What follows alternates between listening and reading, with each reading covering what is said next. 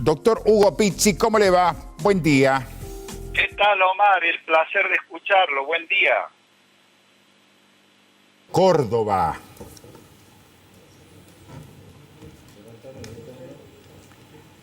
¿Me escucha, Hugo? Perfectamente. ¿Cómo amaneció Córdoba? Bueno, en general está un clima húmedo, pesado, ha habido pequeñas lloviznas, pero no es muy agradable y tampoco es agradable para la situación que estamos viviendo.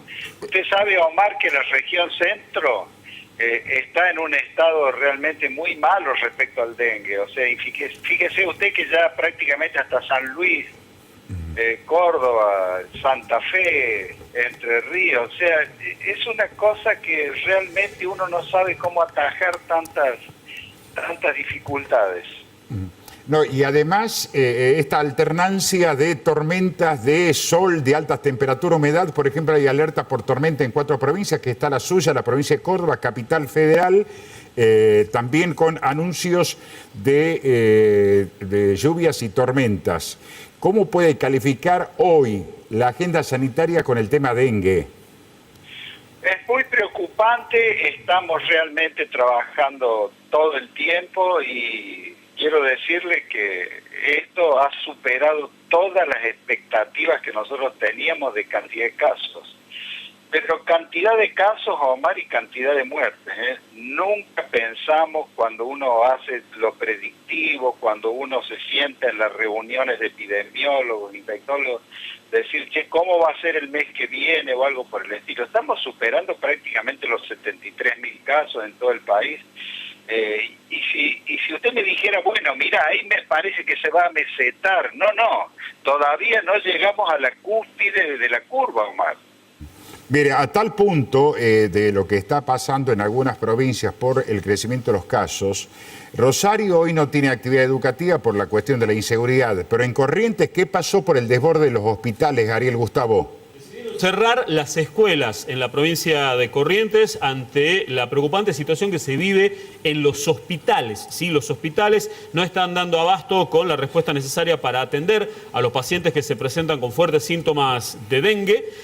Una alumna llamada Ludmila Rodríguez es lamentablemente una de las víctimas fatales que ha provocado el dengue durante el fin de semana, y por esto han decidido cerrar algunas escuelas donde la epidemia se ha mostrado más fuerte o con mayor incidencia en la población, ¿sí? Algunas escuelas cerradas entonces y hospitales que no dan abasto en Corrientes para atender el problema del dengue. Realmente, Omar, es calamitoso. Miren, nosotros generalmente siempre teníamos en el mapa noroeste, que era complicado, Salta, Jujuy, Tucumán incluido. También teníamos noreste, que era más complicado aún, pero les quiero contar algo para que la audiencia, su vasta audiencia, nos ayude también a interpretar y a cuidarnos. Barrios de Posadas, usted me dirá, pero ¿por qué? Bueno, hay exalumnos que nos piden y nosotros vamos, evaluamos, ayudamos. Barrios de Posadas, Omar, de profesionales, barrios de casas hermosas, de comerciantes, de periodistas, todos contaminados, pero no un miembro de la familia. El esposo, la esposa, los hijos. O sea que realmente es diríamos, una difuminación de la enfermedad muy preocupante. Porque imagínese usted que son prácticamente casi el 100% son casos autóctonos, entonces ya sentó sus reales en el país. O sea, ahora va a ser cada día más difícil erradicarla, por más que venga el invierno, por más de que vengan los días fríos y demás. O sea, eso ya quedó y lógicamente al estar tropicalizados somos más de los que tenemos enfermedades tropicales. Doctor, vamos hablando cada determinado tiempo de determinadas enfermedades, ¿no? Cuando se comenzó a hablar de COVID, que después me gustaría también una reflexión sobre ese tema, vino para quedarse, que va a ser un tratamiento y que la vacuna será como la antigripal. ¿El dengue también vino para quedarse por el cambio climático?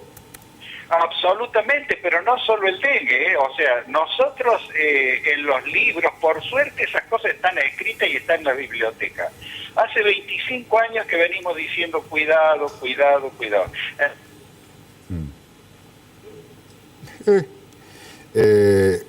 Ahora, ¿cómo se lo puede calificar? ¿Estamos en epidemia, pandemia? Cuéntenos cómo se califica el Estado por la cantidad de casos. O sea, ¿usted me dice la cantidad de casos que hay hoy en el país, más o menos? Sí, digamos, ¿cómo lo puede calificar desde el punto de vista sanitario por la cantidad de casos y además por la cantidad de personas que han fallecido? Bueno, hoy, por ejemplo, nosotros estamos viviendo uno de los eventos más críticos que desde que entró el dengue en el año 1997 con la inundación de Tartagal Salta, que ahí hubo un brote. O sea, había casos que llegaban a lo mejor de alguna persona, de algún viajero, pero Tartagal en su momento marcó, desde el punto de vista epidemiológico, marcó una línea. Y de ahí empezó a subir. Recuerde Chaco 2007, o sea, de Formosa, y nunca dejó de crecer. Ahora, yo creo que de aquí en más va a seguir subiendo y esos 72.800 que hay en planilla van a subir mucho más y la cantidad de fallecidos también. Porque fíjese un detalle, usted que siempre ha sido tan observador y que siempre colabora tanto cuando tenemos estas conversaciones, porque es su capacidad de evaluar, de sopesar la situación de periodista. Recuerde un poquito cuando empezó el tema de COVID. Hoy no vino a trabajar tal porque tiene COVID. La señora del lado, la vecina, no tiene COVID. El del piso 8 tiene COVID. ¿Se acuerda usted cuando empezamos con todas esas disquisiciones y los comentarios? Bueno, ahora está sucediendo lo mismo. Hay gente que tiene el vecino, el primo, el que vive en la población cercana, el que vive en la periferia. O sea, está muy complicado todo. Sí. A ver, Hugo, vamos a escuchar 1 minuto y medio a Guadalupe, porque hoy hay consejo, a ver, ¿de qué manera podemos ayudar? ¿Son efectivos? ¿No son efectivos? Guadalupe, para luego, y en una de esas nos puede aportar otra ayuda el doctor Hugo Pizzi. En este escenario, ¿qué es lo que se estaría aconsejando hacer y no hacer? Bueno, Omar, el informe dice que juega un rol fundamental la comunidad, ¿no? La prevención individual y comunitaria. El rol fundamental es la permanencia, para evitar la permanencia del mosquito cuando las condiciones son óptimas justamente para su proliferación. Porque a pesar de los esfuerzos realizados por el sistema de salud para mitigar la transmisión, los focos de proliferación se generan permanentemente. Por tanto, el hacer bien las cosas es responsabilidad de todos. No alcanza solo con un sistema bien preparado para la vigilancia y la prevención, tanto entomológica y epidemiológica, sino que el compromiso debe hacerse todos los días desde todos los sectores de la sociedad. No alcanza solamente con el descacharrado y con la fumigación. Hay otras medidas que se pueden tomar desde el hogar y esas son las que nos involucran a todos. Por ejemplo, el uso de mosquiteros, las telas en las puertas, en las ventanas, en la cama, si es posible, especialmente la de los niños más pequeños. En áreas de exteriores se puede usar espirales. Recordar que si bien pueden picar en cualquier momento del día, son más activos al amanecer y al crepúsculo.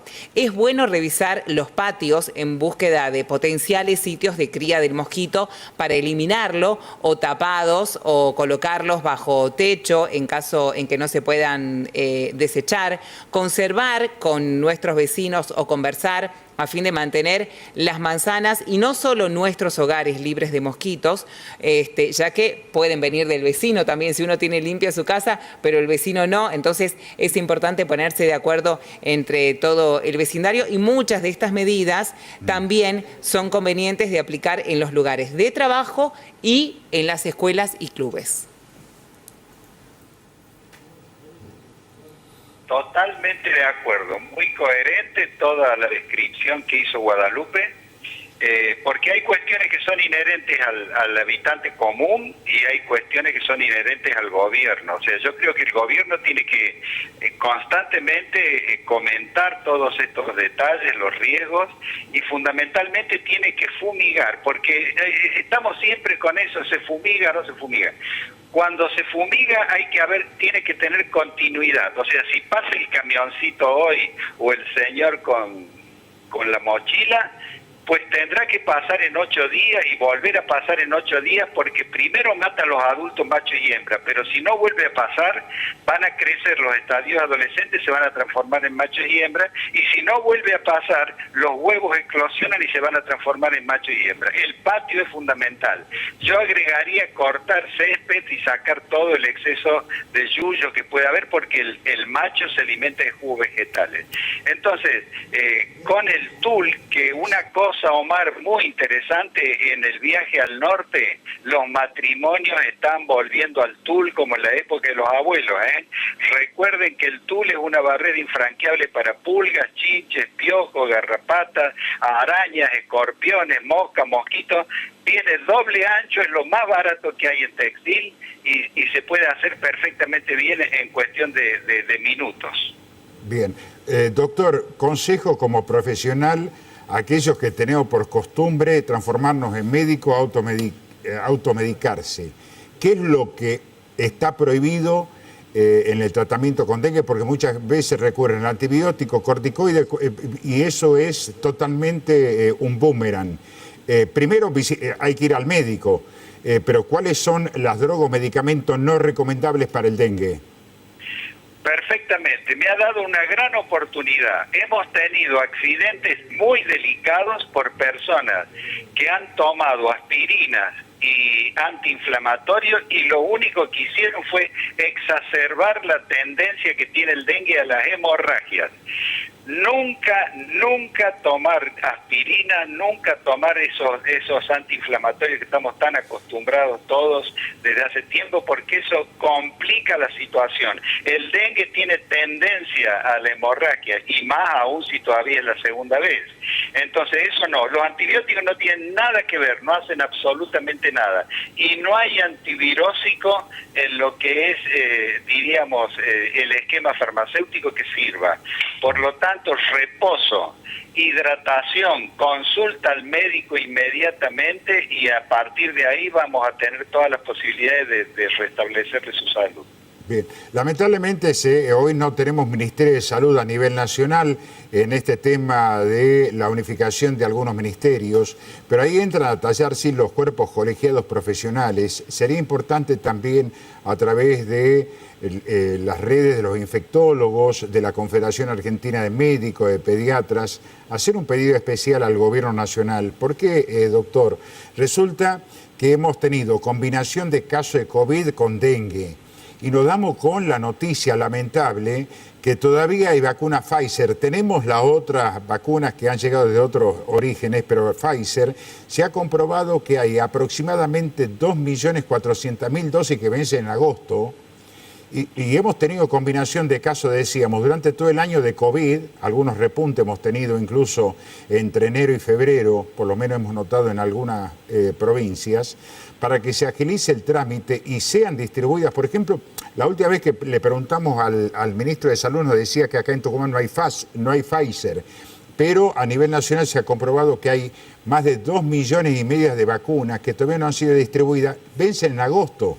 Entonces, como para acelerar el trámite, para que estas vacunas no pierdan la efectividad y sean distribuidas, porque estamos hablando de casi 2,5 millones de dosis.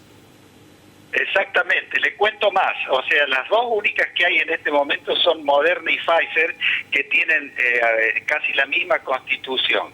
Y nunca se fue el COVID, Omar, ¿eh? O sea, el año pasado planilla 100.000 casos, 500 muertos.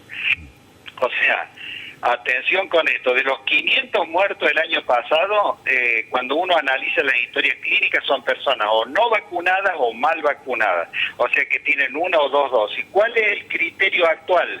Porque sigue circulando en Europa, en Estados Unidos, acá en Argentina. ¿Cuál es el criterio actual?